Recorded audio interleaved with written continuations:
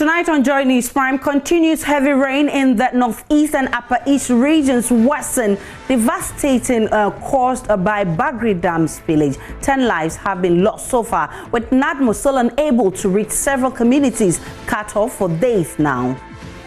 In the upper east, we have 4. It is northeast that has the 6. So you have 4 and upper. We have 4. Yeah, one woman. That makes it 10 in total. Yeah. There's some good news though, as NADMO is preparing to airlift some relief items to cut off communities. But there's also not such good news, as Ghana Matthew says the rains are likely to continue until October. Civil society organizations against a Japan mineral royalties agreement accuse government of under-reporting the country's earnings for the last year. And government is, however, denying that charge. Also in this bulletin, on your election headquarters, President Akufo-Addo is in the Bono East region at the start of a 2-day working visit.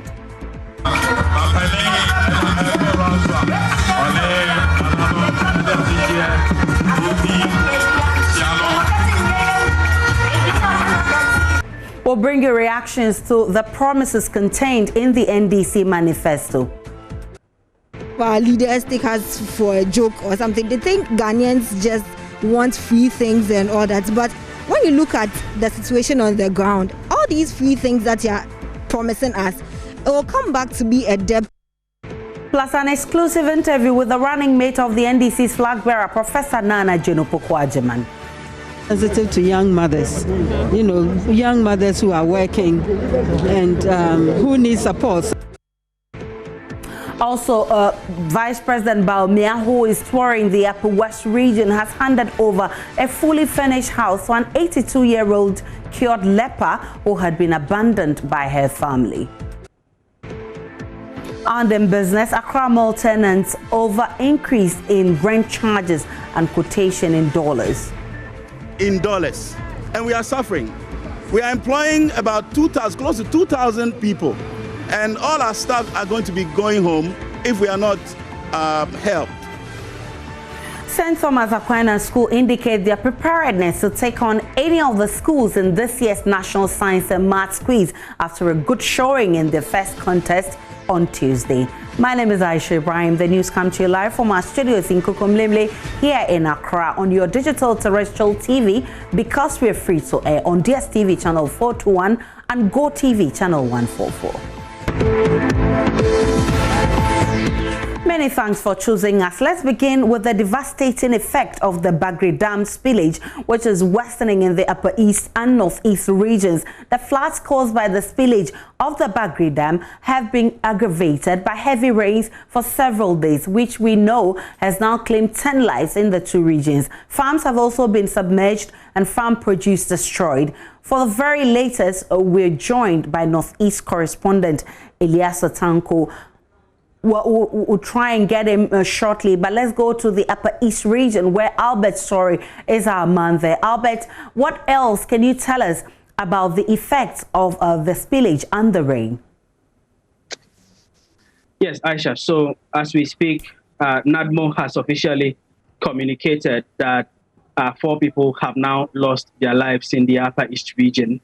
The other thing is that over the last 8 hours or so, NADMO together with the police have been stopping vehicles from crossing to Boko.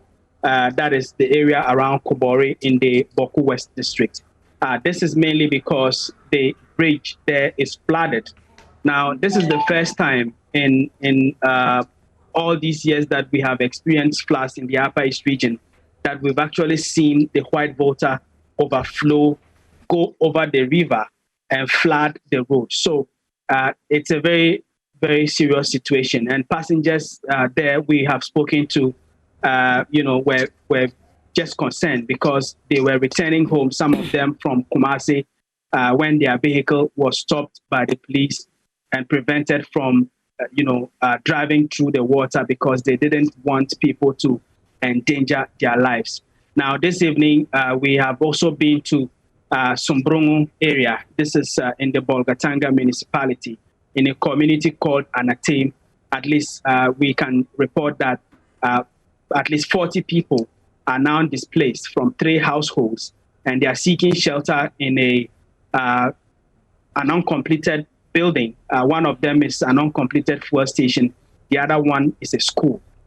So these are, some of the devastating effects of the floods. In the Pualugu areas, farms are completely submerged, and most of the farmers are saying that they've lost what they thought was going to be this year's harvest. So, in effect, they will not be harvesting anything at all this year. Albert, NADMO, we understand, is facing difficulties in its bid to help the affected persons in these areas, the affected regions. What's the reality on the ground? So the regional NADMO, led by the director, Jerry Asamani, have been distributing some relief. Now, what they are telling us is that for now, because of how serious the situation is, in the midst of trying to get people to stay safe, they are still also trying to get to know the number of people who are affected. Now, we have at least 4 districts, that is Bolgatanga Municipal, Boku West, Boku Municipal, even Talensi as well. All these areas are, affected by the floods. And so what they are trying to do is to do a count of the people who are affected. Now, while they are doing this, they are trying to encourage people to stay safe. Even for those of us who are reporters, they are telling us that some of the places that you would once upon a time think that were normal places that you could walk on are currently flooded, and you do not know what would happen if you should step into some of these places. So the warning is for everybody to be cautious as we speak, because even today the rains were still falling. So the objective now is to keep people safe, and once they have done that, they will do an assessment of the number of people who are affected and the extent of relief that they can give. He also told us that they are expecting some more relief to arrive in Accra. They've already had some relief which they have distributed, including blankets, basins, and food. But in the coming days, they will be distributing more. With regard to the farmlands, what they are doing is that for now, they cannot do an assessment until the water subsides. Then they can also quantify that and see how much help they can give the farmers. Let's now turn our attention to Felicity Ahianyo, who is with the Ghana Meteo Agency. You are predicting more rains. What's the situation like, and how dangerous is it going to be? Okay, good evening. The name is Ahianyo. Thanks for connecting to us at the Ghana Met office, the forecast session. For this week and then the coming week over the upper regions, we are still looking for slightly above the normal rainfall over their area. This evening, the rain will cease, but then tomorrow to Friday, we have another system that is cooking. I call it cooking over Nigeria and then part of Benin. So it's also going to move over Burkina Faso and then part over the upper east and then the northeast, later to the upper west region. So if in terms of rain for this week over the north, yes, they have about 80% chance of rain still in the forecast for this week up to next week. Felicity, tell me, so how should individuals prepare for this kind of rain you're talking about?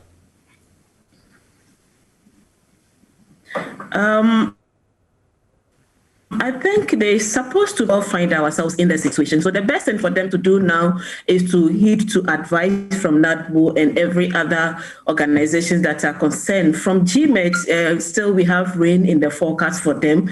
So it will be best for them to try as much as possible to relocate to a safer place and then protect themselves. Felicity is with the Ghana Meteo Agency. Albert, you just heard from Felicity. How are residents taking this advice? Well, for those in areas that are highland, we are safe. The situation is that over the last 1 week or so, it's been difficult for people to even go about their normal activities. I move around doing my work on a motorcycle. Today, when I was traveling to Kwalugu, on several occasions, I had to seek shelter because the rain stops, you start moving, and then it starts raining again. And so for many people, they've just decided to try and go about their normal duties in the rain. Some, this afternoon, for example, many people, even though it was raining quite substantially, were just trying to get by because the rain is not stopping. And so it's going to be difficult, especially for those people who do not have anywhere to go. We've already seen some who are seeking shelter in uncompleted buildings. This is likely to be the same for people around the Kubori areas who did not anticipate this. So it's going to be difficult, and NADMO, is going to have to do a lot of work to keep many people safe. Albert, sorry, is our man on the ground at the Upper East region, and Felicity Ahafianyo is with the Metro Agency. I'm grateful for your time, Ahafianyo.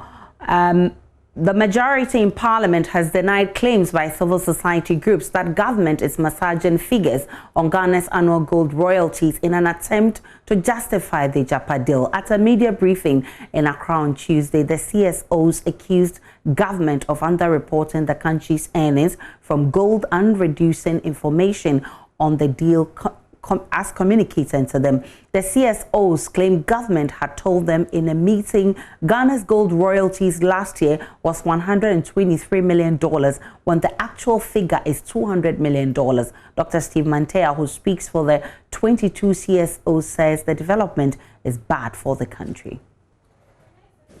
Ghana cannot expect the market to give a favorable valuation of the IPO, which the minister himself states will be about 0.6 to 3.2 times the asset value. This indicates that Ghana is just gambling on the market for the determination of the value of an important revenue stream to the state. The interesting thing for citizens to appreciate is that through government's communication, it is evident that it is either not paying attention to the revenue flows in the sector or deliberately undervaluing the assets for unknown reasons. When a direct question was posed to the Deputy Minister of Finance on the amount of royalties received from gold in 2019, he said Ghana received about 650 million cedis, equivalent of $123 million. The truth is that Ghana received 1.06 billion cedis, equivalent to $200 million, from the big companies under the Chamber of Mines alone. Government has data on the other receipts, yes, yet it decided to underreport the numbers. But MP for Sekendi, Andre Japa-Mensah, says the $123 million figure represents only royalties from the concessions that constitute the Japa deal. It's unfortunate when allegations of this nature are made, without necessarily backing them up with facts. Because if I hear what the civil society organizations are saying, they're essentially accusing government of a serious offense, that the government of the Republic of Ghana has sought to deceive the representatives of the people by presenting a figure to the Parliament of Ghana which amounts to an underreporting. And so if you make such allegations, it's important that you back it up so people can then make a determination whether indeed the assertion you are making is factual or otherwise. Because I've heard the Deputy Finance Minister explain that yes, the total royalties that we get, particularly in the years on the reference that relates to the transaction or that forms the basis for the cash flows that have been prepared, is different, obviously, from the one that we generate from the 16 mining leases that we are assigning. And so obviously, if you put together the total mineral royalties, and you are talking in the region of 200 million or 1 billion Ghana cedi that we are making reference to, that obviously cannot be the same as the royalties that relate to the particular leases on the reference, which is what the government has indicated. It's less than 1 billion that we are talking about. I mean, the question. The accusation of underreporting. Meanwhile, Ben Boachi of the Africa Center for Energy Policy says Parliament did a poor job on the JAPA deal and is urging Parliament to intervene and direct the Finance Minister to suspend that deal. That report comes to plenary. The rule of Parliament is that it shall not be debated until 48 hours has elapsed. The common sense on that arrangement is to allow my MP, who was not on the committee, to at least get a sense of what the committee has done, peruse it, and raise questions on my behalf. What they do is that when the report gets to the plenary, they suspend the Order 81 and pass it there and then. So you have 275 MPs, 25 goes to sit, under the sponsorship of the executive, right? And then they bring the report. And then nobody else has the power or the opportunity to go and review the report that the committee has done. And we call that good governance. That cannot be good governance. So what would be the expectation of Parliament in the light of all the issues that have come up? At the level of leadership, Speaker Michael Kwe, who virtually oversaw all of these processes. What's your expectation in the light of all these? No, I think Parliament has gotten weaker in terms of governance, good governance over the time. And I haven't seen a Parliament that is more secretive than this current one, because you hardly get memos, you hardly get letters sent to you, and that is an indictment on how Parliament has functioned in recent times. And I think we need to really look at that and allow the orders of Parliament to work and allow people to participate in good governance. And yeah. Is there anything they can do about this JAPA deal itself? The JAPA deal is not going anywhere. It's still a government, as we are told, it's still a Ghana government company. We are hoping to sell. We can decide not to sell. Right? And that's what we are saying. Decide not to sell now, let's have a conversation on that. And it's everything within the power of Ghana to deliver that. Parliament can call the minister to say that based on the conversation that is ongoing, halt the process, let's have a look at it. And I think it's within the power of the President of Parliament to halt the process at this point.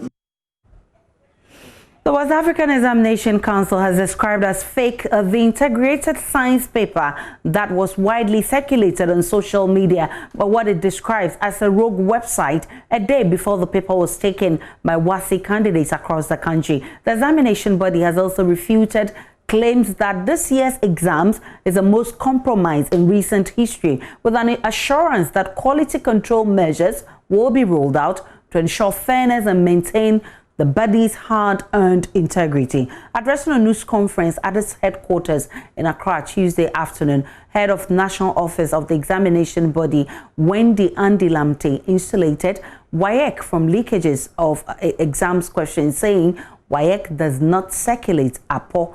There's more in the following report. The supposed integrated science and mathematics papers circulated on social media a day before and on the day the exams were taken by the candidates, and WAEC had to take a lot of flack for that. But the examinations body, however, says the purported integrated science questions were fake. As widely reported by the media, there was allegedly widespread leakage of questions on most of the social networks. The truth, however, is that for each paper, there were several versions on social media, and these questions were not genuine. The reaction of some candidates after the integrated science paper, for instance, led credence to this fact. In all of the Council's interactions with the media, we have consistently cautioned candidates against the operation of rogue websites.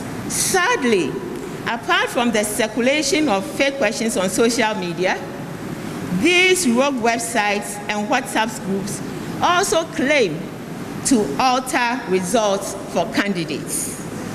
Let me state here and now that WAEC neither circulates APO on social media or alters results for candidates. WAEC also announced plans it intends to roll out in the coming years to prevent leakages of exam questions. Digital dishonesty has become a threat to all examination boards world over.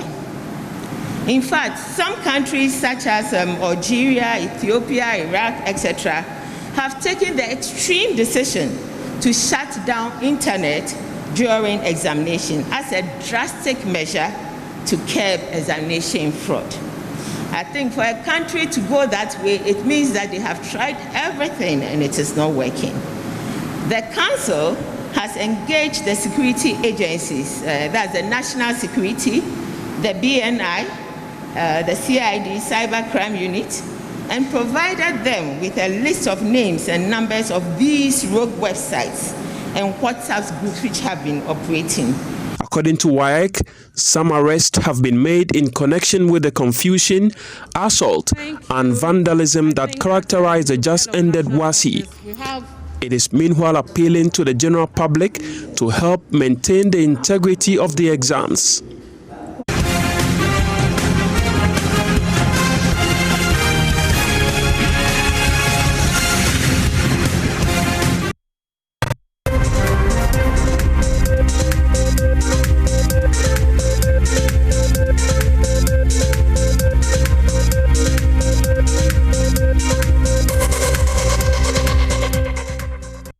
On your election headquarters, from absorption of 50% fees of university students next academic year to provision of free primary health care and also free seedlings for cocoa farmers and the agriculture captured under the theme Jobs Prosperity for All, the People's Manifesto, according to the NDC. It's a rescue mission.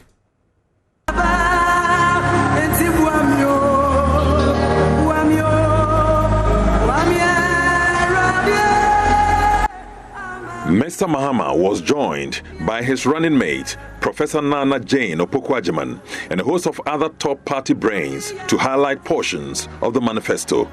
At least 18 items are directly listed as free in the document. The opposition party is promising free primary health care, free tablets to facilitate teaching and learning.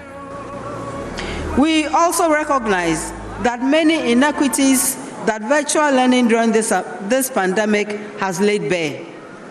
So we will provide free laptops to tertiary students to facilitate participation in online classes. Expand the free SHS program to cover students in private senior high schools in underserved or deprived areas, among others. We have every plan and desire to make the free SHS much better by ensuring that its numerous challenges are addressed and that higher operational and academic standards are introduced and sustained. To do this, we will abolish the double track system. And as His Excellency has already said, we will complete all abandoned structures for secondary and technical education. This includes the score of E-blocks abandoned by this government for no justifiable reason. These measures will allow us to cater for current and future students. And we plan to make the free SHS more inclusive by expanding it to cover students in private senior high schools. Other pledges include free Wi-Fi in schools. We will also establish free Wi-Fi zones in all public and private tertiary institutions, universities. Free technical and vocational education at the secondary and tertiary levels, and a free national apprenticeship program. It is a plan to provide the free technical and vocational education at the secondary and tertiary levels, and free education for persons with disabilities. Beyond these freebies, big-ticket pledges include the creation of 1 million sustainable jobs in the first year of the Mahama administration. That is, if he wins. The US $10 billion accelerated infrastructure plan, dubbed the Big Push, will create jobs for the multitude of our people. The NDC says it will slash by half the tuition fees for tertiary education in the 2020-2021 academic year. We know how COVID-19 has impacted an already weak economy and personal finances. And we must not let this become another barrier to opportunity. That is why the next NDC administration will absorb 50% of fees for tertiary students for the 2020-2021 academic year. Mr. Mahama, who has led the nation in the past, knows that achieving all these may not come easy. We will be able to implement this project, this manifesto. I know it's not going to be easy because we are looking at the numbers. We know we're going to inherit a very tattered economy. For those who pride themselves on economic management, I mean, they should really feel ashamed to hand over an economy like this to another administration. Information Minister Kojo Ponkroma says Ghanaians should compare the track records of the presidential candidates of the NPP and the NDC in choosing the right manifesto, explaining the NDC failed to deliver on key promises when it had power. If you have a leader who, when he was president or before he became, let's say, vice president, promised as part of his party's manifesto that they would bring a one-time health or one-time premium for health insurance, and for 8 years they never did it, and today he turns around to say that he will make primary health care free, does it sound to anybody like a credible promise? If you have a leader who from 2008 through to 2012 opposed the state providing free education for people at the senior high school level consistently. It won't work. If we would have worked, Kwame Nkrumah would have done it. If it would have worked, it would take 20 years to come on, etc. And today, you have the same person say that, first of all, he now believes in it and will now make tertiary education 50% free. You have an opportunity to ask yourself whether or not it sounds to anybody like a credible promise. If you have somebody who, in 2012, promised that he will pay assembly members an allowance, and 4 years didn't pay, didn't even provide them with logistics like motorbikes, and it took another administration to come and provide them with motorbikes. And today he comes back and repeats the promise that he will provide an allowance for them. Does it sound to anybody like a credible promise? If you have somebody who, during his period, ran down the Ghanaian economy, went to the IMF for a bailout, and as a result could not employ young people when they were graduating from school. You recall the graduate unemployment associations that were formed. You recall the cancellation of allowances because of economic crisis and the argument that even if they vote against us, they should vote against us. And today this person comes and says that he is going to create, 1 million jobs. In 4 years, does this sound to anybody like a credible promise? So the first thing to look at is the person's track record. If you have somebody who from 2008 says, I will do free SHS, and he has done free SHS, and now he says that I will give a student loan option for tertiary, for people to go to tertiary, literally on credit if they can't afford, and when they get a job, they pay for it. Does that sound like a credible promise? I dare say yes, because he's done the first part. He's more credible on this one. So the first thing in discussing manifestos is the credibility angle of your track record. What was your track record? The Information Minister is also questioning the source of funding when, according to him, the NDC could not manage the economy effectively when in power. Put that aside. We are all witnesses to the fact that when the economy of Ghana was given to President Mills, he didn't take it to IMF. President Mills didn't take the Ghanaian economy to IMF. When it was fully put in the hands of Mr. Mahama, he told us that they had chewed the meat down to the bone, and therefore they went for an IMF bailout, which came with all sorts of conditionalities. You and I recall, we were here in this country. Now, having seen how he has managed an economy, if today he comes back and he says that the first pillar of his manifesto is to restore the economy and cure poverty, we have seen how he did it in the last 4 years. Does it sound like a credible promise? And does his track record suggest that he's somebody who is able to manage an economy to a point where it can find the resources to pay for all the promises that he's making? Your guess is as good as mine. So we believe Ghanaians are very discerning people. We don't believe that Ghanaians have a short memory. We believe that Ghanaians are very discerning people. They will have an opportunity to look at his track record and what he delivered and what he's promising and do the comparison. On education, the NDC is promising to improve the free SHS and also scrap the double track system. It also says it will absorb 50% of school fees. Overly ambitious, because right now we are having a lot of freebies from the president, and sometimes you wonder where government is actually getting these monies from to do these things, and our debt is increasing by the day. So as a new government that are coming into power, how do you intend to be able to finance all the things that are, and one laptop is almost, if you are getting a basic one, it's almost over 1,000 cedis. So you are getting free laptops for every student, and sometimes it's like some of our leaders take us for a joke or something. They think Ghanaians just want free things and all that, but when you look at the situation on the ground, all these free things that you are promising us, it will come back to be a debt that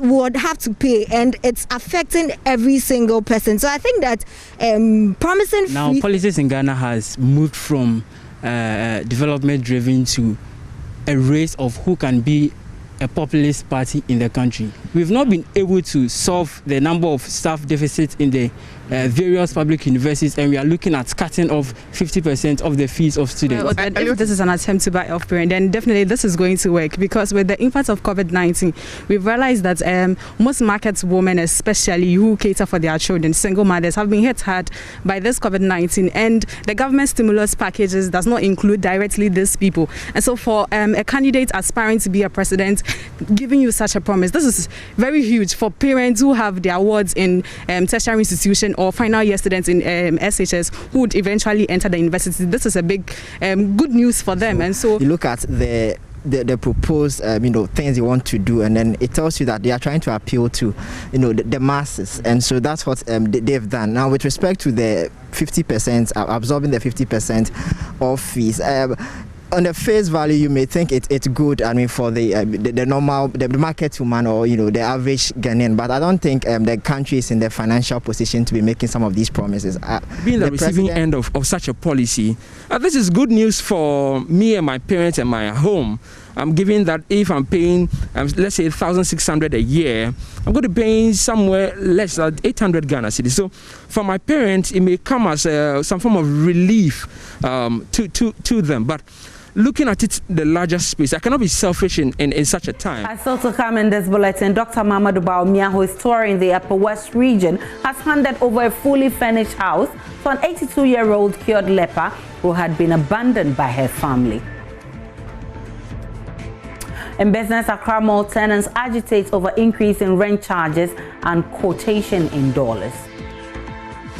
And we are employing about 2,000, close to 2,000 people. And all our staff are going to be going home if we are not helped. There is more when we return with the business segment.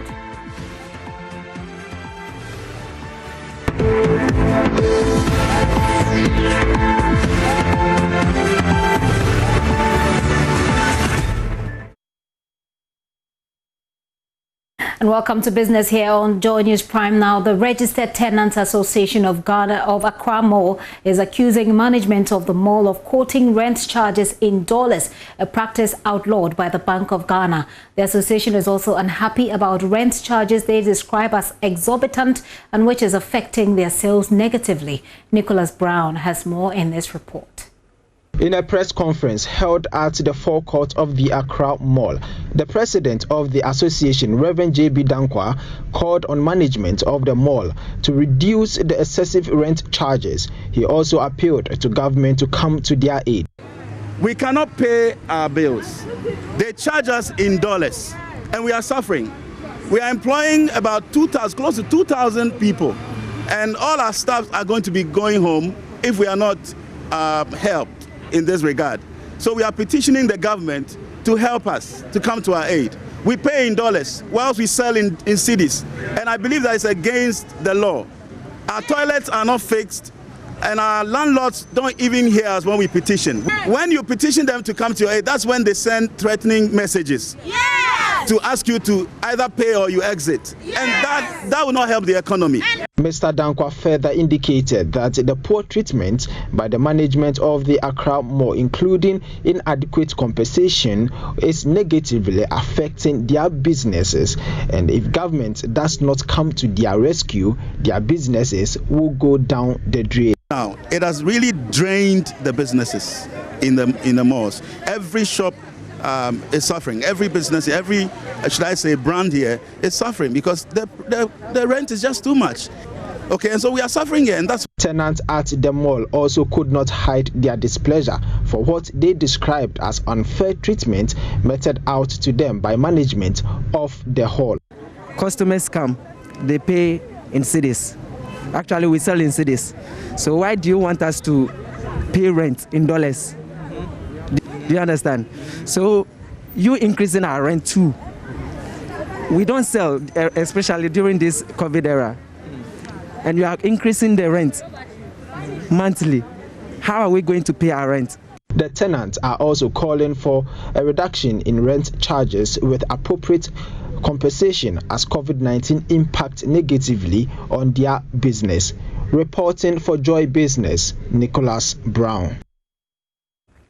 Trade Minister Alan Kyerematen has been touring some business resource centers constructed by government across some 37 districts and municipalities in the country. With an investment of $8 million, government says these centers act as the engine for industrial growth and the much-discussed 1D1F project. My colleague Charles Aite is with the Trade Minister and reports.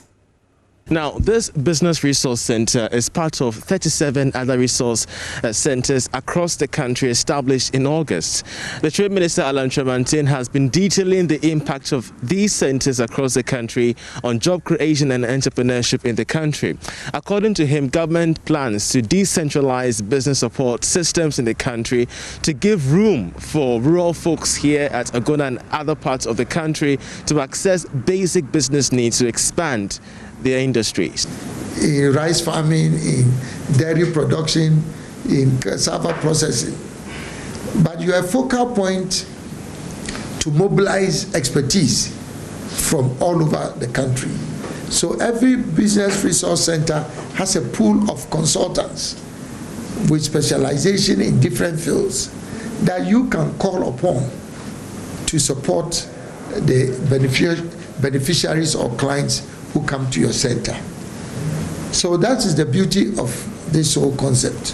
It's a one-stop enterprise center where from A to Z, an entrepreneur or an enterprise can get the assistance that he or she requires to be able to succeed.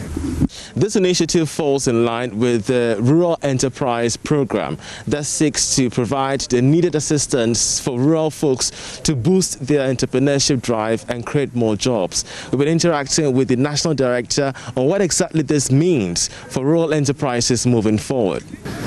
So far we have been establishing what is known as business advisory centers all over the country.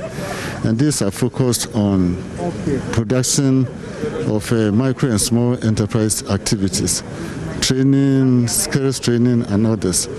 At this stage, we wanted to lift the operations of the BACs up to now ensure that we have what is known as one-stop shop for business development. And in our summaries tonight, Institute for Energy Security is predicting fuel prices could stabilize as oil marketing firms engage in a tussle over market share. More in the local summaries for tonight. Think tank Institute of Energy Security says competition between oil marketing companies OMCs to gain market share will compel them to stabilize the selling prices of fuel at the pump within the first pricing window of September, which runs from the 1st to 15th day of the month. Ghana and Nigeria are proposing a joint business council that will govern matters of trade and investment between the two countries. The initiative is as a result of the recent high-level exchanges between the two West African neighbors over the closure of Nigerian-owned businesses alleged to have breached Ghana's domestic investment laws. government has secured a commitment from Korea's Exim Bank to finance the installation of the infrastructure required to revamp the Volta Lake as a means of transport for people and cargo, as well as a destination for recreation. The amount committed is still unknown and indeed may not yet have been arrived at, since a feasibility study to determine the infrastructural needs is still underway. And that's it for business this hour. I'm back after 8 with more. There's sports after this.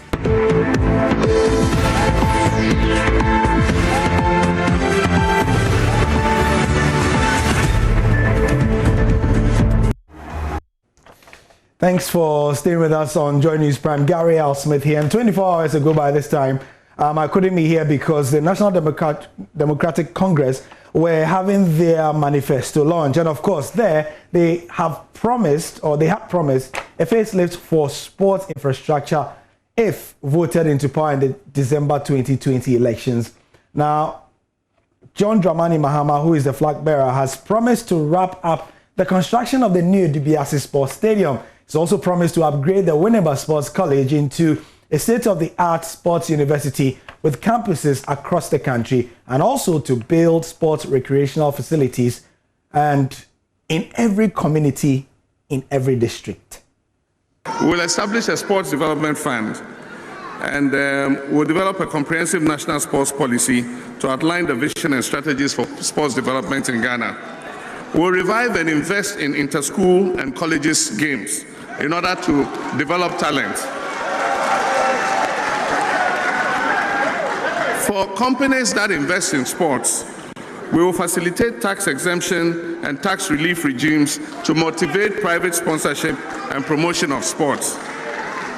We'll promote and provide funding for the lesser-known indigenous sports.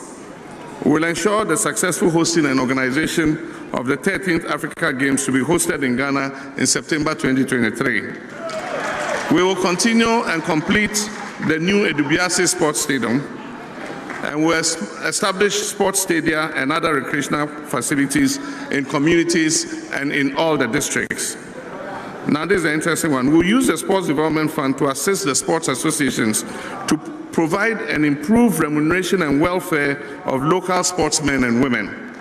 This fund will also be utilized to assist teams that qualify for continental competitions. This fund will assist them to be able to go and participate in the competition.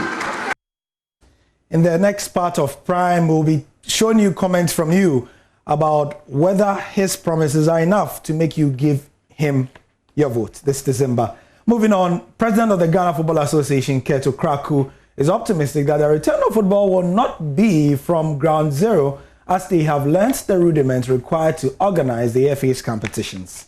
The leadership of the Ghana Football Association has agreed to allow their star striker, Sonny Yakuba, leave the club should they receive any good offer from interested clubs. Sonny Yakuba and his representatives on Monday met the management of the club and pleaded with them to allow the player to leave should they receive offers for his services. Management, after the meeting, decided to let the player to leave despite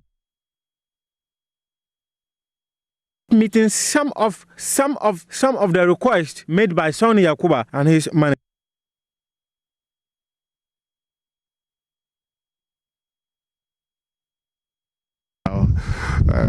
Beyond the borders of Ghana, and I hope that when we get our refrain right as part of our total developmental agenda, we should be making. Sorry about the mix-up in the inset, but still on the GFA now. The association have begun the process of implementing the video assistant referee technology in domestic competitions, and that's according to the manager of the referees, Alex Kote. Mr. Kote revealed that it is mandatory for member associations of FIFA to have applied VAR in their domestic competitions by the year 2023. The football governing body has taken steps to ensure the structures for VAR is available, as it is a requirement from FIFA for all member associations to use VAR by 2023. Referees manager of the GFA, Mr. Alex Corte, says despite the challenges the FA is facing, it must be applied as it is in line with club licensing regulations. VAR is coming to Ghana. VAR will come to Ghana. You know, CAF and FIFA organized an online course for selected instructors in Africa. In fact, we were about 68, two from Ghana, Emanuela Aglago, and then myself. FIFA is saying that the next 3 years, VAR must go to all member associations. And so member associations must begin to accept this concept and let it become part of our football. So in the project planning, there are a lot of requirements that FIFA would demand from us. It is just in line with the club licensing, and so there's nothing much to fear. Questions have often been raised about the quality of refereeing in domestic competitions. Korte, who officiated at the 2008 African Cup of Nations when the tournament was staged in Ghana, believes that when there is commitment, it will be a success. After the project planning, there is another requirement where you now have to engage the various stakeholders. And who are the stakeholders? We are talking about the referees. They are the main architects of this program, the VAR. FIFA is ready to support. The only thing the member association needs to do is to show commitment and the willingness to accept the VAR into our football. And when that is done, FIFA and CAF will give you all the necessary support that you actually need. Though we are going to bring VAR, we also need to work on our referees. We just want everybody to catch the euphoria that VAR will soon come to Ghana with the support of the Ghana Football Association, FIFA and CAF. The GFA recently acquired gadgets to improve refereeing for their competitions. Haruna Mubarak with that report. And that ends the first part of sports. Gary Al Smith here. She'll be back again on the other side of it.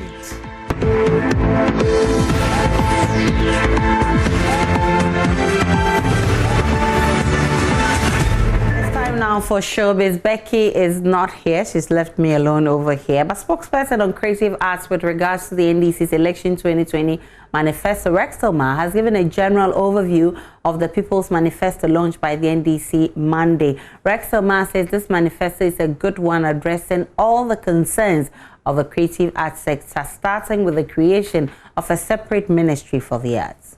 Very major thing that changes the game is the standalone ministry for creatives and digital economy.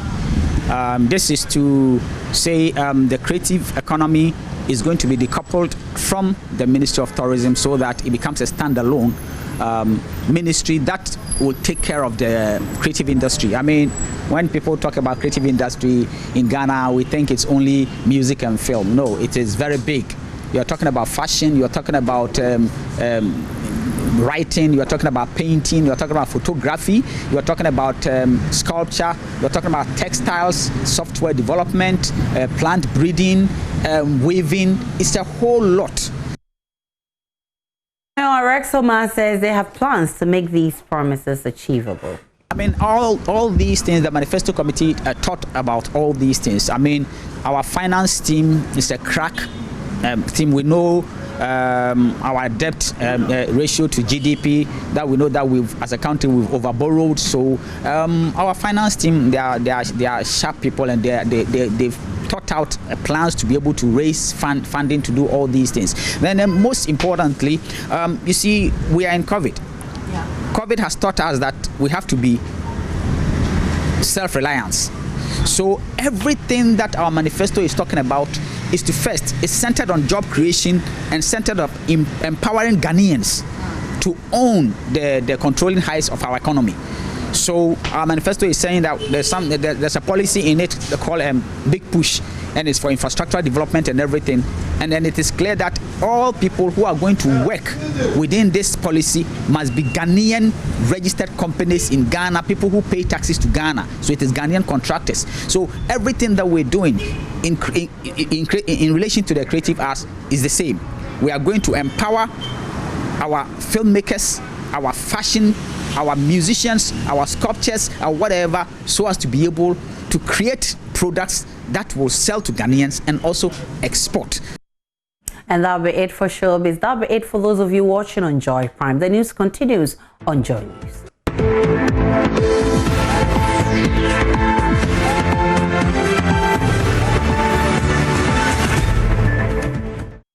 As of our stories, President Akufo-Addo has cut the sod for the construction of the age-old Atebu-Bukwam-Danso-Kwejo Krom Road, the abandoned 35-kilometer road which links the eastern part of the region to the Atebubu-Amantin constituency, has been in a deplorable state, affecting the economic growth of that area. Addressing a Deba Tuesday evening, President Akufo-Addo said construction work will commence on that road.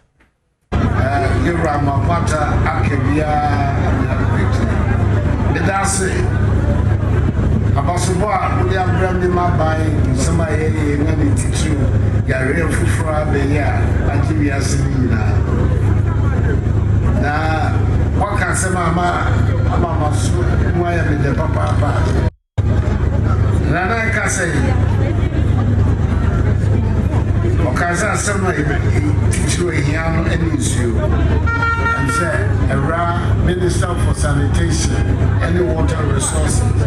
Me Yano actually Shishaya Abania and issue about Enche Nambu said a small Bekai one Kasapa Bibi and Namichi Emba.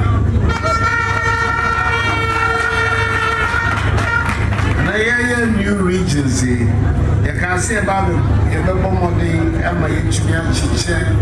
regional structures. Chidom Hine of the Atebu Traditional Council, Nano Jana Bebiu, thanked the president for the commencement of the project and called on the government to help improve the water situation of the area, which currently has a population of over 80,000. One of the highlights of the NDC's manifesto launched Monday night is the promise to increase the mandatory maternity leave period from 3 to 4 months. Joy News' MFR caught up with the running mate of the NDC flag bearer, Professor Nana Jeno Pokwajaman, who has been explaining why the decision to extend it. Actually, what stands out for me is the process. The fact that we have respected different voices, different people from different levels, regardless who they are. They are not consultants, they are not experts, but they know what they want. And the fact that we have started this conversation, that I believe we are going to sustain, is very important. Bringing every voice on board. As for all, I think that's what democracy is supposed to be.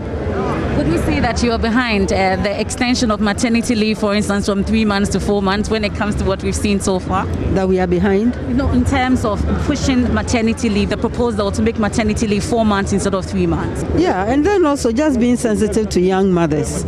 You know, young mothers who are working and who need support. Some are living in the cities, they don't have parents, they don't have anyone to support them.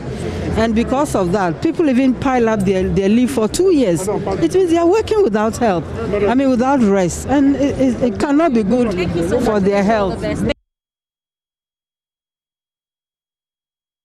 Professor Pokwajaman also met former female appointees of previous NDC administration on Tuesday and tasked them to propagate what she says are the good messages in the party's manifesto to every nook and cranny to ensure victory for the NDC in the upcoming polls. It is a manifesto that has come from all of us. It has something for everyone. And unlike other manifestos that maybe even we have done in the past or others, or that has become the standard for doing a manifesto, this one was different. And the decision was advisedly taken. We just posed the question at the very, very beginning.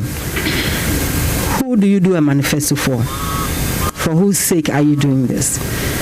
And as a social democratic party, we know that the people matter.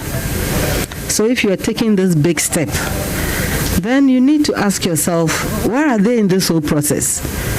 Of course, you can't put all of us in what room will hold us and say that we are doing a people's manifesto, but you can go around. And so the initial process was quite interesting. But then when we were hit by COVID, actually we had to change many of the things and the voices we had heard, because the reality had changed drastically. But thank God, yesterday we all heard what has happened, where our emphases are, where we want to go, and why we need to go there. So we will open a conversation at some point as to what each of us can do. There's a lot we can all do in supporting our parliamentary candidates, in supporting our constituencies, in supporting our communities, in supporting each other, because that is what we believe governance should be about. It is about people giving you power, so you return the power to them by solving their problems. There are no other two ways about it. Vice President Dr. Baumadu Baumia has called on Ghanaians to ignore the many promises being made by the NDC in its 2020 manifesto, saying a vote for John Mahama would mean a retrogression of the Ghanaian economy. Addressing a Deborah of chiefs and people of Bulenga in the Upper East East District, Dr. Baumia urged the people to give President Akufo-Addo 4 more years to continue with the social intervention policies and infrastructure development it has initiated across the country. My mothers and fathers and brothers and sisters, Jama'a, Assalamu alaikum. I'm so happy to be back in Bulenga today. As Bulengana has said, every time I come on a working tour, I try to come to East to see what is going on. And I'm so happy to have this turnout. And judging from what the MP, Godfred Bayutanwo, has said, along with the other primary contestants, I know that inshallah, with your support, Salifu Yakubu will become our next member of parliament. East constituency, inshallah. This election is a very, very important election for all of us in Ghana, for the people of the Upper West region, for the people of Wa East constituency, and for the people of Bulenga. It is very important because we are at a crossroads, basically. We have a choice to either go forward or to go backwards. And if we go forward, the future is bright. But if we go backwards, we are going back into mismanagement and hardships. The choice is between Nana Addo Dankwa Akufo-Addo and the NPP, and John Mahama on the other hand, and the NDC. Thankfully, both candidates and both parties, we have been in government. The NDC, they were there for 8 years, and Nana Akufo-Addo has been there for just less than 4 years. But the records are there to see. And it is very clear. When you look at the record, you will know who is managing this country better. You will see that under John Mahama, this economy was badly mismanaged. When you mismanage an economy, you will very soon find that you are broke and no one is prepared to even lend you money. And this is where we found ourselves by the end of 2016. This economy was in dire straits. In fact, by 2014, Mahama government had to go to the IMF for a bailout. Under their government, because of economic mismanagement, we had done so for 5 years, along with all of the problems of doing so. Our mothers and fathers had trouble paying school fees for senior high school. Because of mismanagement, they couldn't even afford the 70 million Ghana cedis for teacher training allowance, so they cancelled it. They couldn't afford the money for nursing training allowance, so they cancelled it. And the Arabic instructors, who we had brought on board to be paying them allowance to teach Arabic in our schools, They also cancelled the Arabic instructors' allowance. Under the Mahama, the National Ambulance Service was collapsing. They did not have ambulances of any quantity to speak of. And many parts and constituencies of this country did not have ambulance. So someone could be very sick, a woman about to give birth, and they need an ambulance to go to the hospital, and there was no ambulance. There was a major bout of unemployment because the economy was not growing.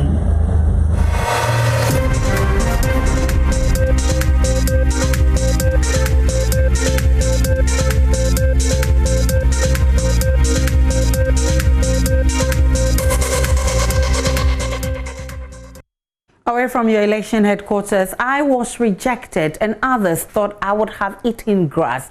By His grace and your support, I am now going to live a dignified life. These were the words of 82-year-old Dare Pogu, who had all 10 fingers and toes except the big ones chopped off as a result of leprosy when Vice President Dr. Bawumia handed over a 2-bedroom house to her. Dare Pogu contracted the disease during her childhood and had all her relatives, including her children, abandon her. She was living under inhumane conditions until a hotline documentary by Seth Kwan Boateng changed her life. Joining us Upper West correspondent Rafiq Salam reports.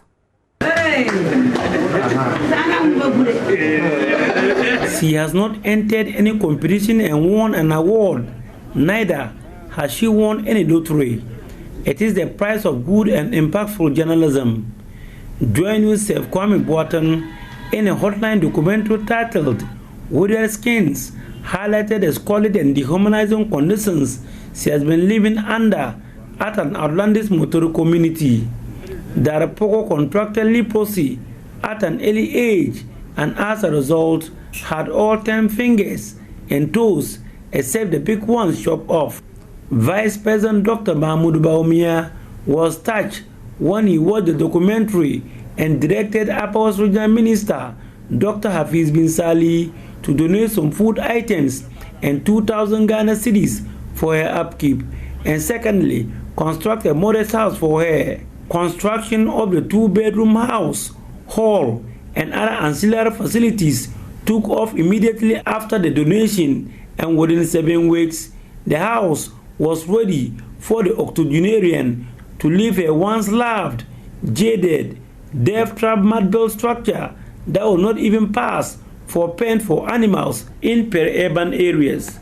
Vice President Dr. Bawumia defied the rain and rolled into the Motoro community, walking in a muddy, slippery tiny farm road to hand over the house to Dare Pogu. And just to see the smile on her face with her grandchild Ajara, who is here, really brings so much pleasure to my heart, and I'm sure she's also very, very happy. And I think this is how we should, live as, people here in Ghana and in the world. We should take care of the very poor and the vulnerable. In her state, she is not able to work and all of that. But we should also know that cured lepers are not people that should be ostracized, and they are not people that should be abandoned. Cured lepers cannot pass on the leprosy to you. Once they are cured, they are cured. Dare Pogu was grateful to the Vice President for the kind gesture. She's the one that has been rejected and thinking that others were thinking that she would have eaten grass. But today she has also seen that she has gotten a very nice place to put her head. So she and her entire family are for Kukuru and not for any other.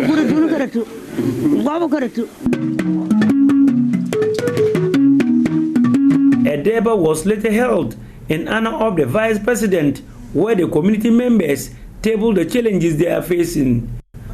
Few months ago, Dare Pogu was scorned and ostracized and will not even be allowed to be part of any decision regarding the development of the community. Today, she is in the middle and the heart that their development revolves. Reporting for the news, Rafik Salam, Motori. Kente weavers in the Ashanti region who abandoned their trade due to COVID-19 and ventured into farming to sustain themselves have now returned to work. This is after government eased up restrictions and lifted the ban on air travel days ago. More than 40 of the weavers were said to have acquired lands to cultivate crops while anticipating an easing of restrictions so they could return to business. Though the weavers say they went through hardship, easing up restrictions is never too late for them to turn their fortunes around. Joy News' Mahmoud Mohammed Nuruddin visited Bonri and now reports. When government imposed the restrictions, we were idle, so I decided to venture into farming to feed myself and family.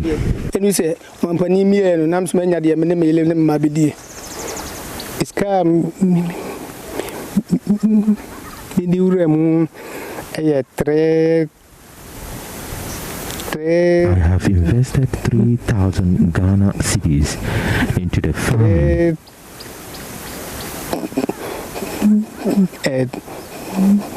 3,000 Ghana cedis.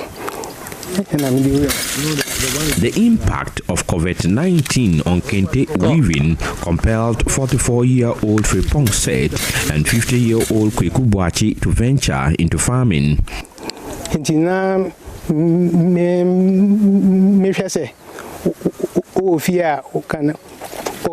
didn't have anything to do. I have cultivated a very big farm just around here. You would see it when we go there.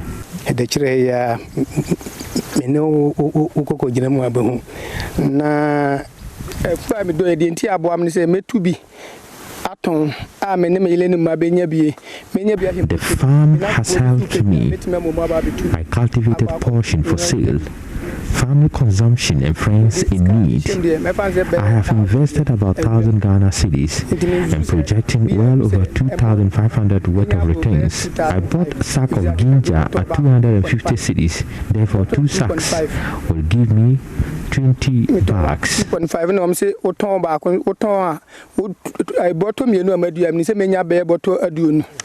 Fripong and Kweku are just two of many weavers here who have ventured into farming. They relied on foreigners and other events for sale, but COVID-19 crisis left them to their fate.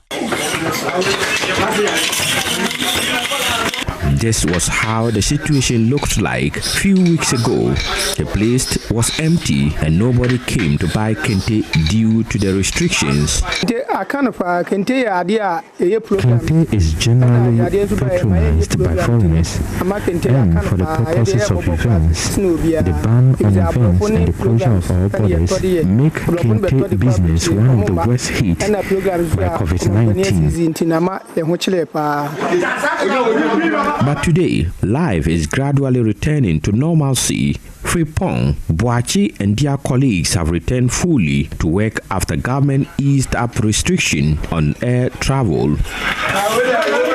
This is encouraging news to them, and they are anticipating more sales in the coming days. As things are gradually returning to normalcy, we are praying to God that our customers will come and buy. We are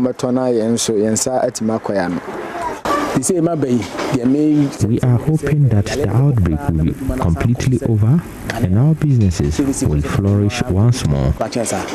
President of Bonwere Kente Weavers Association says members have lost opportunities to earn extra money due to the outbreak.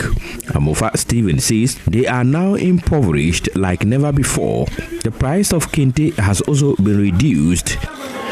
We have lost a lot, especially at least each and everyone can make, let's say, 10,000 a month, and we're 52, so you can even imagine how much we have lost so far. So that's why we are pleading to the government to come and, they can also come and support us in different forms. It can be grant or loans, so that we can also use that one to push forward. Because now, I mean, we have lost a lot of our money. We don't have money anymore to put into the business. So the sole prayer of weavers here is may COVID-19 go forever, and when it goes, may it not resurface anywhere, anytime, till thy kingdom come. A report by Mohammed Nuruddin.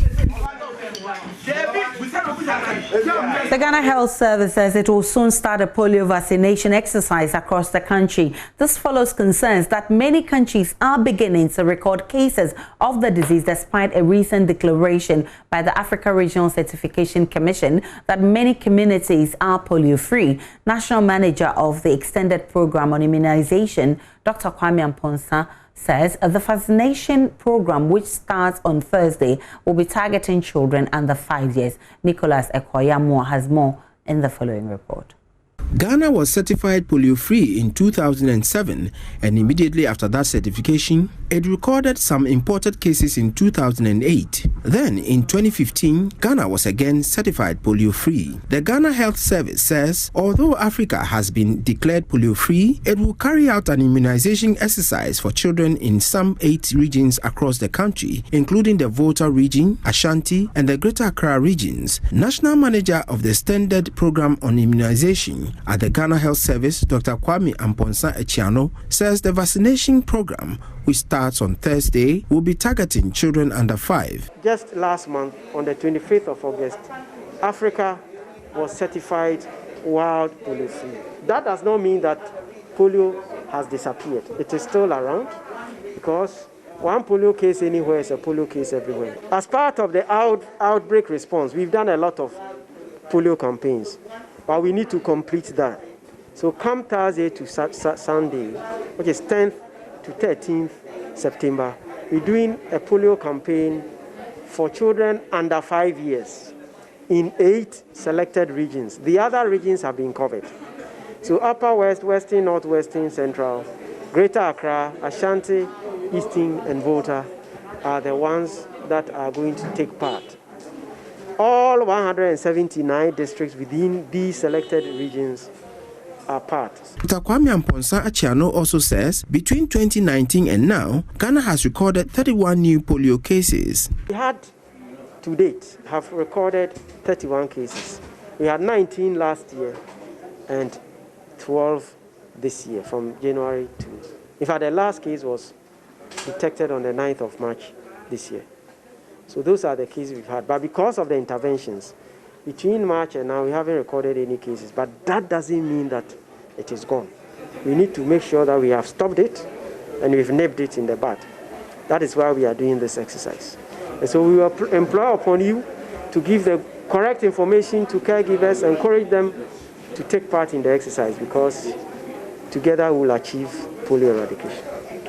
The vaccination is expected to be carried out in all 8 regions from Thursday, September 10 to Sunday, September 13, 2020. The second round starts from Tuesday 8 to Sunday 11th October 2020. The exercise will also be organized at social gatherings, including churches and festivals, aside the door-to-door vaccination. Nicholas Yamwa's report from Joy News.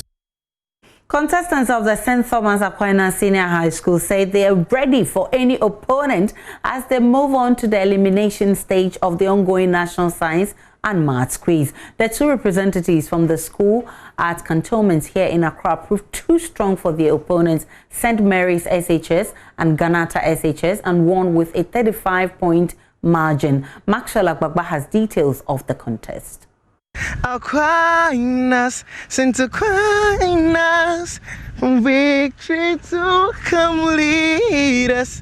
Aquinas, St. Aquinas. Thomas Aquinas SHS dominated the contest from the first to the last round, finishing off with 65 points, with St. Mary's SHS 30 points and Ganata SHS 25 points. It came as no surprise, as many had predicted victory for St. Thomas Aquinas, having won in 2013, the first day school to win the National Science and Maths quiz. years. They made it to the finals in 2017. Ideally, their pedigree should have earned them exemption from the preliminary stage, but their performance in last year's competition was their undoing. They are confident they will win the 2020 trophy. Oh yeah, it was an expected victory because we know we've prepared quite well to face this contest. And just as he said, but the victory came from the Lord, because just as he said, a horse is prepared for battle, but victory is of the Lord. So this victory was from God, but we were expecting it. Yes, we did. We thought so, because we know that with God on our side, nothing can be unstoppable. So we just pray to God and thank Him for how far He has brought us. Yes, and He pushed us to make us get to this point. We thank God. So everything is in the hands of the Lord. We know by the grace of God, we will be able to qualify each and every stage we meet, and we'll bring the cup home. Interesting. Are you bringing the trophy home? He's saying that you'll be bringing the trophy to St. Thomas Aquinas. Do you think that is going to happen? We strongly believe so, and we trust that by the help of God and with our efforts pulled together, we know that it's a reality. It's going to be a reality, actually. And so we know that our expectations will definitely be met, and we just trust that God will sail us through. Let me find out from the teacher. So, what's your name? My name is Elam Roxon. Okay, what should we expect in your subsequent contest? What should we expect? This time you hit 60. Are you going to hit more points as we progress? Yeah, so as we made the 65 mark, we went to the drawing board after the regionals, and sure, we are going back to the drawing board, so expect the very best from us on the subsequent stages. It took 3 tie-breaker questions to separate Olam SHS and St. Margaret Mary SHS. Olam SHS won with 34 points, St. Margaret Mary SHS 31, and West Africa Senior High School 25 points. So, to St. Margaret and Our Lady of Mercy, what substance is soda ash? Margaret Mary. Na2CO3. I won't take it. I'll let Our Lady of Mercy answer.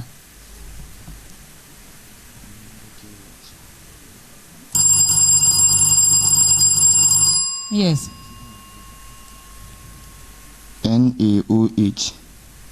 No, that's also incorrect.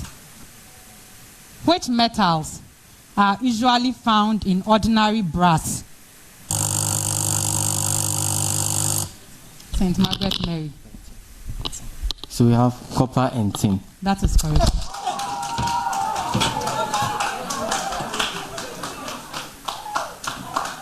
Okay.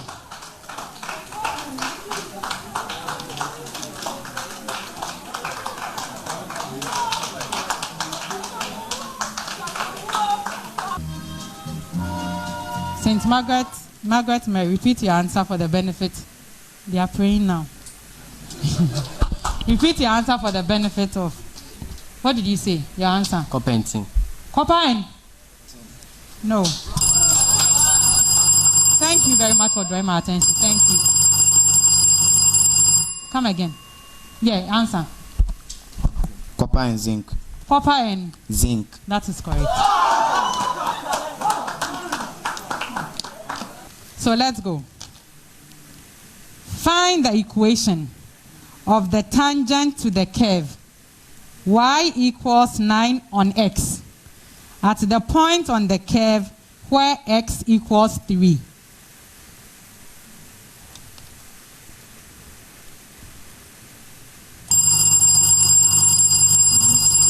Our Lady of Mercy. You have the curve, the equation of the tangent to be equal to, the equation of tangent is y is equal to negative x plus 6. That is correct.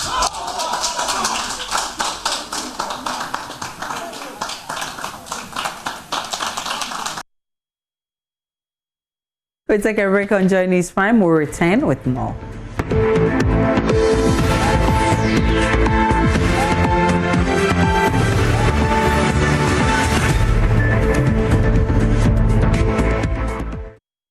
And I'm here again with the second batch of business. Tonight, we begin a series of special reports throwing the spotlight on Volta region's tourism potential.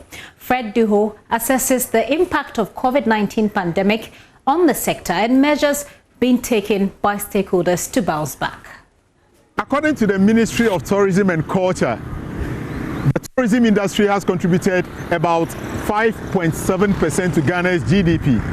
It maintains its fourth place as the fourth highest foreign exchange earner for Ghana after gold, cocoa, oil. But how much of this has the Volta region contributed to this particular GDP? Come with me as we explore the entire Volta region, moving from tourist side to tourist side, but essentially speaking to the folks in these various communities. How has this tourist site impacted their life over the year? Traveling for about 40 minutes, we made our first stop at the Adaklu Mountain. Ceci Moses has lived in this community for over 50 years. He tells me people come to hike on the mountain for fun but pay nothing. I'm over now. Echiga de le tuaji papa khenuzio ole tiango eba amoyi na va pona gake me charge na khona e gadeke leosio. After catching the beautiful sights and landscape, we went through Ho to Tafi Atome. We have been welcomed by one of the monkeys here at the Tafi Atome Monkey Sanctuary. The manager of the Monkey Sanctuary, Francis Akwe, was of the firm belief that Volta region stands to gain from tourism than any other natural resources.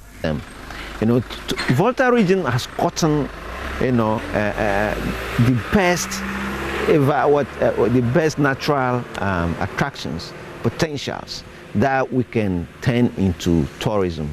Yes, tourism is benefiting. Volta region benefits a lot from tourism because most of the tourists that visit Ghana, they like to visit Volta region.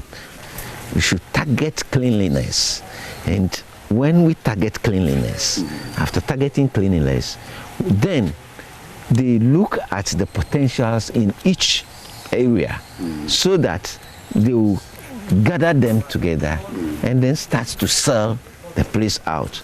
In fact, the oils, the mines, the golds and all that they say they have in the region, I wouldn't sign any petition that they should mine them. The negative impact of COVID was obvious at all sites. Early, tourism was booming. It was doing well. The industry was doing very well. Since I came 2018, 2019, it's been very well. The figures were climbing from what we gather from the tourist sites and all that. It was climbing until, like you said, the COVID came in, and then there was a dramatic halt to everything. The industry, as you know, the industry has been the most affected across the globe, not only in Ghana, but across the globe. And indeed, the Volta was no exception.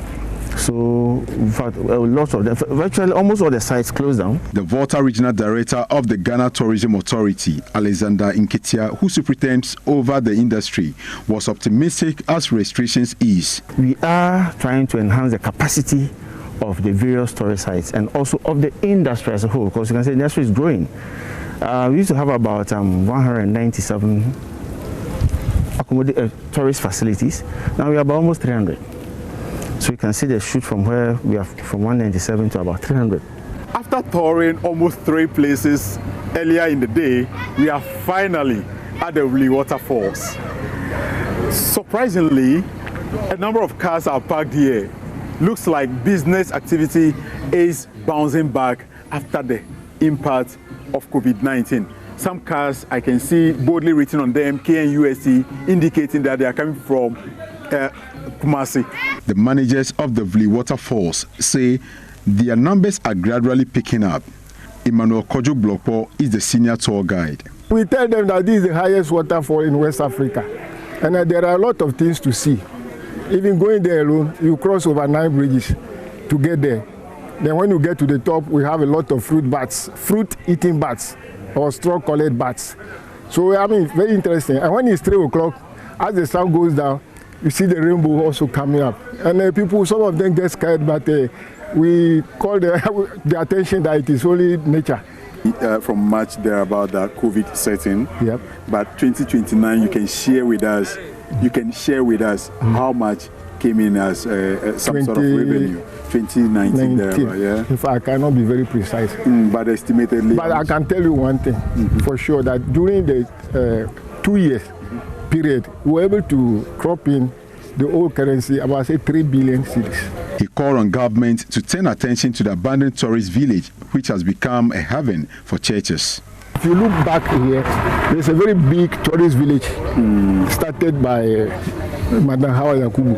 Okay. And we are here to open it. Look into the camera and tell the government or the Minister of Tourism what you think is that major concern that needs to be addressed at the waterfalls. The tourist village must be fully completed and opened very soon, so that a lot of visitors will come here. Even we are even trying to see if we can accommodate some of them there. Like when our students come from far place, we can ask them to lodge here and go back instead of driving back to Kumasi, Tamale in the night. After walking for several minutes, I met 6-year-old Elinam on her return from the waterfalls. So, what is your name? Elinam. Elinam, beautiful name. And what are you here to do? Is this your first time at the waterfalls? You've been here before? No, I went to another place. Okay, but Vli Waterfalls, this is your first time at Vli Waterfalls, right? That's great. How was the feeling like? It was normal. It was normal. Did you swim? No. Why? Because I didn't send the swimming costume. Would you love to come back? Yeah. You'd love to come back? So what was the beautiful thing you saw at Vli Waterfalls that you can share with me? I saw a mountain. Okay. And what again? And I saw butterflies. Oh, you love butterflies. Wow, how beautiful are they? And I saw water. I finally made it to the Vli Waterfalls. This is a very beautiful sight to behold. He who experiences it knows it more. This is the Vli Waterfalls, and in fact, I have been inside that water. I can tell you, the water is too chilled. And do you know the amazing thing? I've been able to touch that particular mountain. When the water was just falling on me, you can just imagine it, how feeling. Back to home, we coincidentally met winners of Joy FM and Volta Serene package being treated to a night by the fireside. Who spoke to Joy Business couldn't hide their joy. They made these proposals. When we heard about the package that Volta Serene Hotel in partnership with Joy FM was presenting, we thought that was the perfect opportunity for us to sign up. And that is why we are here. Essentially, we keep preaching about local tourism. We made our folks locally to patronize what they have. Do you think it's about time the publication goes out there, the tourism industries themselves do their local marketing enough to make sure that local tourism is prioritized over the Dubai, over the Kenya, and other foreign countries? Very much so. And I think maybe this is where I'll give some credit to both Joy and Volta Serene Hotel. I heard about this program, just driving to work one day, and on Matilda Andor's program, is it Doreen Andor's program, she talked about it, and we thought that was a great opportunity. Now talk about domestic tourism. One is even knowing where to go, because we don't make a lot of noise about all these places. Second hour of the sport here. Gary Al Smith still here. Thank you for your time. We'll take that story that couldn't play properly in the first bit. President of the Ghana Football Association, Kedu Kraku, is optimistic that the return of football will not be from ground zero, as his body have learned that the rudiments required to organize the FA competitions are not that complicated. The leadership of the Ghana Football Association have been rolling out initiatives to ensure a successful governance of football in the country. Recently, the GFA came out with a Kajam Young refereeing policy that would ensure young referees are unearthed at the early stages to imbibe in them the rudiments of refereeing. We've rolled out quite a number of policies which ultimately will impact positively on the football industry. The last one, I would say, is the Academy Young refereeing policy. This is a very big one that has taken a big signal beyond the borders of Ghana. And I hope that when we get our refrain right as part of our total developmental agenda, we should be making a big statement. And I'm happy about this. There is still a section of the football community that flagged the kind of leadership and the policies being put together by the Kurt Okraku-led administration following the cancellation of the 2019-2020 football season due to the COVID-19 pandemic. Many have claimed that the skills required to ensure government eased restriction for contact sport to have allowed the Ghana Premier League to complete was not available from the leadership of the Ghana Football Association. Kurt Okraku says the 11 months they've been in office, they learned all the flaws in relation to football administration in the country and would ensure that the return of the game is a success. I think that we'll be back in a much stronger way. I think that we have a good time to prepare and to bring back the love.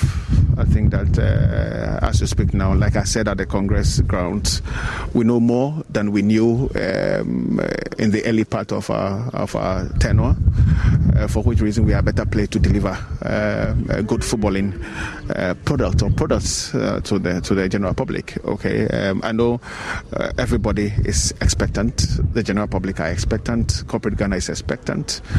But I think that it's good also to play it safe and to ensure that we bring football in the best and the safest possible way, so that we would continue towards the national, which is the bigger agenda of protecting lives or livelihood. So I know people are expectant, but believe me, we'll come in a big way. The football governing body is currently considering the commencement of a new Premier League season in the second week of October. It is, however, unclear if the tentative date schedule is feasible, as the government of Ghana is yet to ease restrictions on contact sport. We're building up to DK Poison's 45th anniversary since annexing the WBC featherweight title, for which Nathaniel Ato of the Joy Sports team has put together a hotline documentary. It's called The Boxing Loan. You might have seen the promos on the station. It captures the circumstances around a loan that DK advanced to the government of Ghana from his fight purse for the purchase of mackerel, tinapa, for the people of Ghana. Now, in this documentary, DK Poison, who is Ghana's first ever world champion in any sport, makes some key highlights, including the fact that he hardly had an amateur career. I told them I wanted to fight. That's okay, they will match me with somebody. I didn't know whether it would be amateur or it was professional, but suddenly they said, okay, be prepared, you are going to fight this boy. The boy was a young, famous latte. You are going to fight for 6 rounds. That's where I started. Straight away? Yes, and I won. Wow. Wow. So I didn't fight. Wow, that's interesting. Yes. Wow. And that was my maiden fight. I won. Continue winning until the time I reached a limelight. I see. Now, did you feel at any point that you needed that foundation in amateur boxing when you started having regular fights? No. I've been telling people that I'm destined with boxing, honestly. Nobody taught me the basic, like I said. I started my own board on our backyard. I erected poles.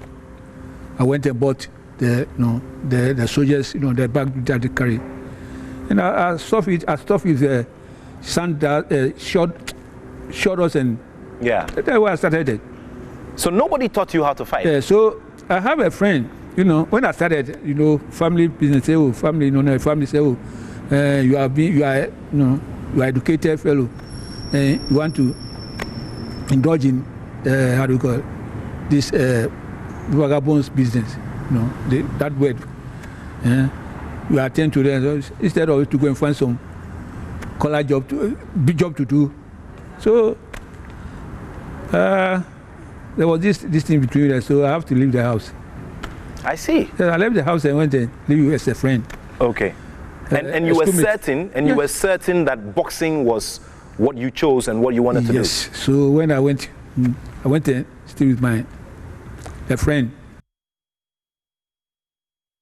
Entry airs on the 20th of this month, which will be exactly 45 years since he fought and won that title against Ruben Olivares, who was then the champion.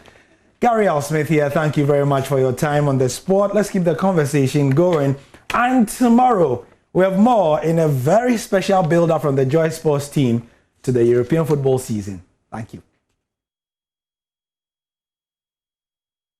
Welcome back to Journey's Prime, and it's now time for the interactive segment. And you've been watching WAEC's statement and also at a press conference distancing itself from what we popularly call APO leakages on social media before the papers were written. Let's see what you've been saying on this one. 18 comments, some shares and likes. Kofi Asabiri Afi says ultimate responsibility is something we lack in this country. WAEC is responsible for the organization of exams in the WASI and BC, so they have to ensure that exams is conducted in best possible way. Any success is attributed to them, so why not failures? I still believe we should break the WAEC monopoly and have other boards conducting exams for our children. It can't be a blend. It can be a blend of UTAG and POTAG. Francis says, well, let's search for the cards that enter the WAEC premises to get the questions and leak them. And let's continue to punish the innocent students for the work of the cats. Collins Boateng says some of your officials have compromised their positions and you want us to help protect your integrity. How? And Yabua Benjamin says, but who does that? Even WAEC distancing itself from this canker alone casts a lot of doubt on their credibility. It just exposes how ineffective your checks, mechanisms and systems are. And by Jeremiah comes to say they should tell us those behind the fake circulated papers. That's why we have security agencies in this country. I was expecting WAEC to tell us where those alleged fake papers originated from. And that'll be it for the interactive segment. That's also how we wrap up the bulletin tonight. My name is Aisha Ibrahim. PM Express is up next. We're going into the NDC manifesto and also look at other strategies being explored by the party as we gear up to 2020 elections. You can't miss this.